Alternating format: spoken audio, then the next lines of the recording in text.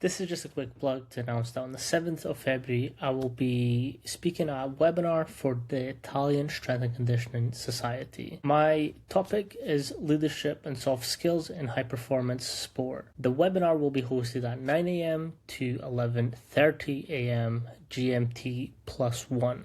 You can get access to the webinar through the link in the description.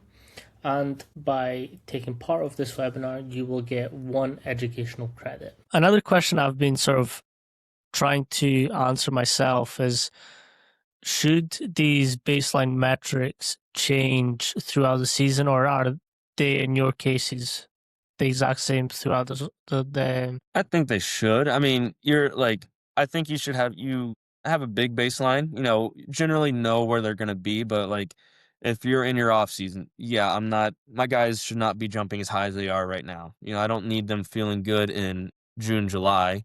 I need them feeling their best, January, February, March.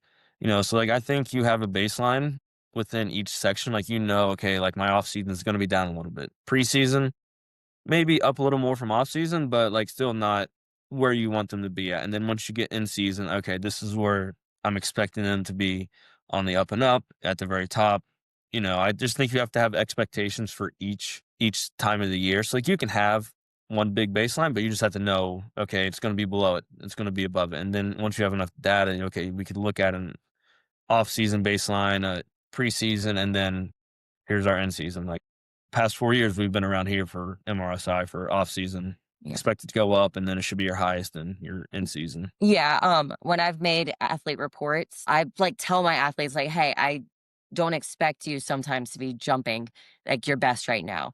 This is my, weight plan right now in the off season isn't doing its job if, we are not, if we're jumping as high as ever. Well, I mean, sometimes things trend up and up. And that's where context is everything, like that in athletes' training age and, what type of conditioning they're doing that point or how long the practices are. Cause there are going to be times when you're pushing or you're overreaching in the weight room.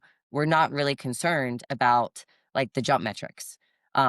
We might do them just to see how much we're reaching or to see year to year if every, off season, if we're trending higher in the off season, I know that on my side, the programming's just as hard, then we're still making progress. So that comes into just your long-term development. Yeah, that's again, Kenna, you introduced me to Pierre Ken, and he was on the podcast, and he said the exact same thing where he's like, guys, we're probably going to jump terrible off season. And I asked him, how do you get around telling them that and making them understand that that's a normal thing and it's actually will help them in the future? Because athletes, we all know, are competitive can be. So if it's not going up, they're doing a terrible job.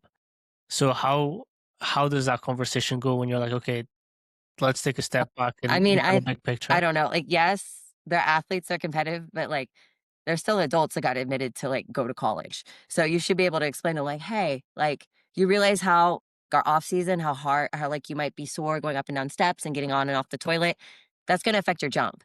But right now, that's not the goal. The goal is for all the pieces of all the elements that you need to be transferred to your training to transfer to win 6 months from now. I don't care how you feel right now, or I don't need this to be its best ever. And, so that's where those conversations and you being a coach that can communicate that is what's key to where they buy in and don't just be I'm getting worse. Yeah, it's just communicating the goals time of year, but also showing them the result. Yeah. Yeah. I think if you show them and they see it,